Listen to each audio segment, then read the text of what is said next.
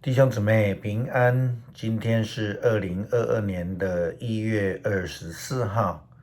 今天的经文是诗篇119篇89节到96节，耶利米书第36章第1节到第10节，哥林多前书第14章第1到第12节。今天要跟大家分享的主题是圣灵的恩赐。昨天在主日信息里面跟兄姐分享到圣灵恩赐的服事，那个目的是为了要彼此连结，彼此来接纳。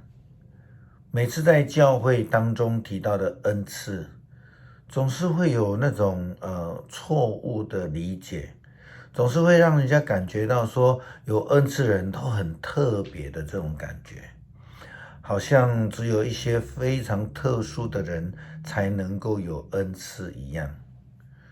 如果圣经的原文的角度来了解恩赐的话，我们就比较不会去误解，也不会很难了解这个恩赐是上帝给每一个人不同的礼物。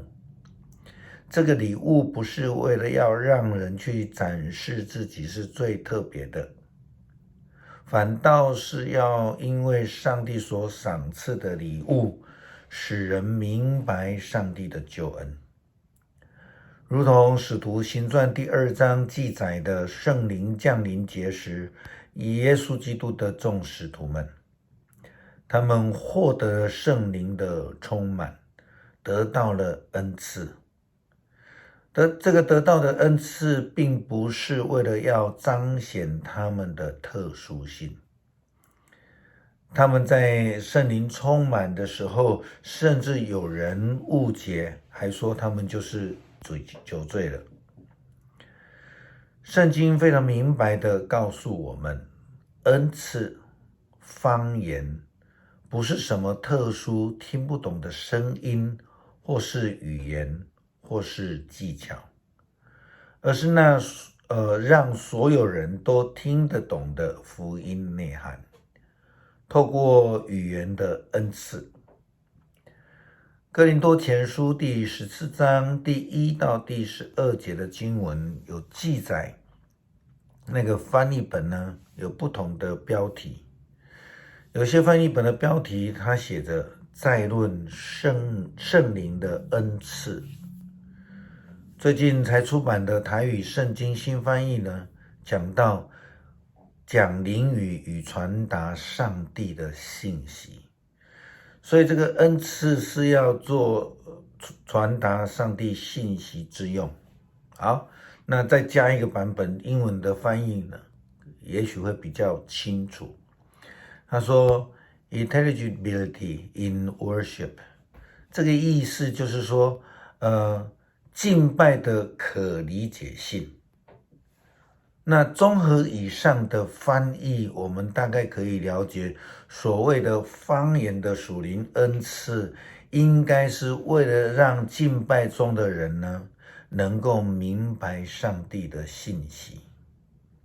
那么我们所要追求的属灵恩赐是那个让人听得懂上帝福音信息的语言，而不是那个让人家不明白的舌语或是方言。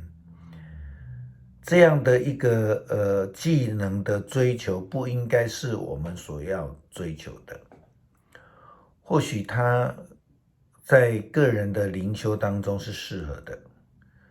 保罗这样说道：你们要追求爱，要渴慕属灵的恩赐，尤其是宣讲上帝信息的恩赐。那讲灵语的不是对人说，而是对上帝讲，因为没有人听得懂他的话。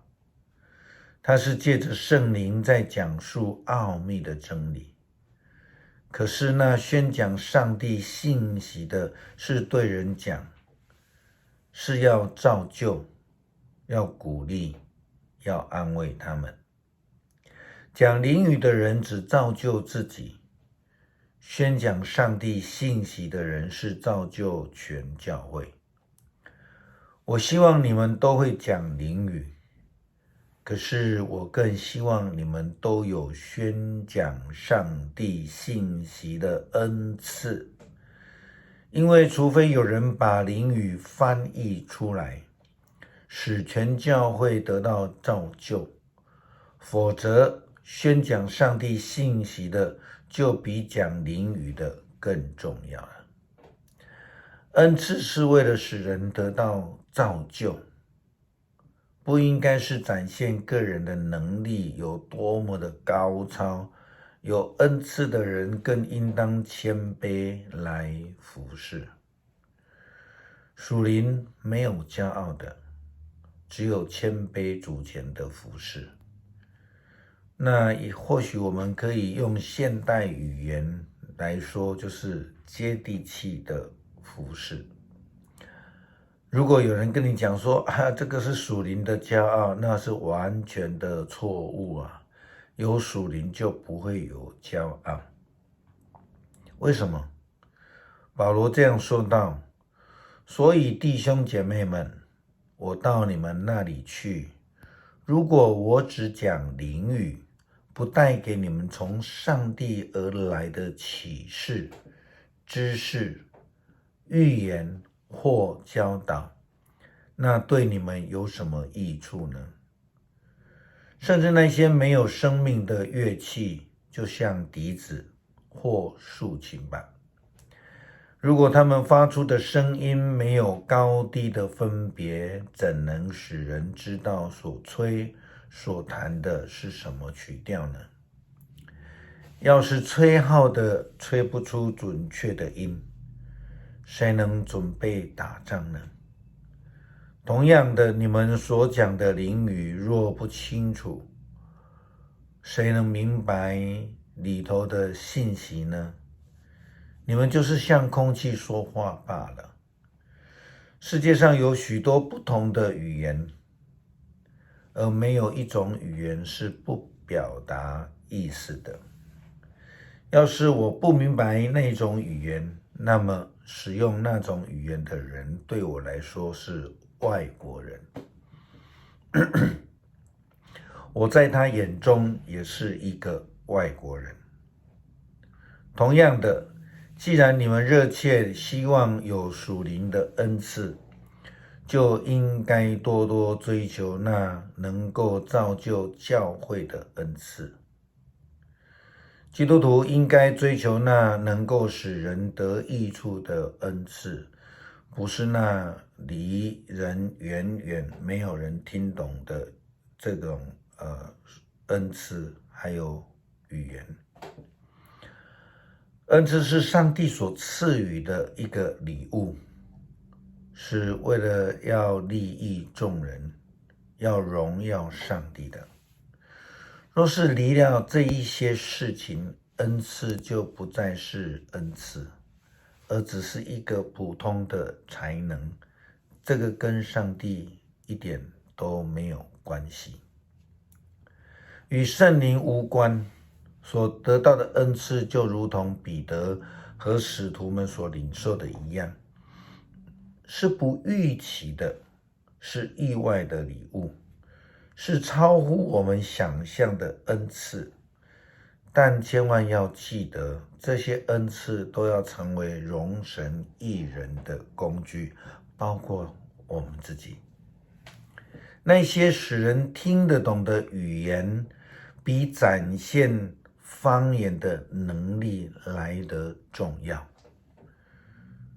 使人得到帮助的能力，比彰显个人的才能重要。认识上帝，从上帝领受礼物，并且实际的回应上帝的呼召，这个才是属灵恩赐的一个最重要的基础。我们一起来读诗篇119篇89到96节。上主啊，你的话永远存留，树立在天，你的信实万世长存。你建立了大地，使它长久屹立。万有照你的安排，至今存在，因为万物是你的仆役。如果我不以你的法律为喜乐，我早就在痛苦中死亡了。我永不离弃你的戒律，因为你用它们来使我存活。我属于你，求你救我，因为我遵行你的命令。邪恶的人等着杀害我，但是我仍然思想你的法律。我看万事都有限，但你的诫命广阔无边。我们一起来祷告，感谢上帝赐给我们恩赐，让我们不要将恩赐成为一个骄傲的因素，使基督徒能够以恩赐彼此合一，服侍上帝的教会，见证主名。感谢奉主耶稣基督的圣名，阿们。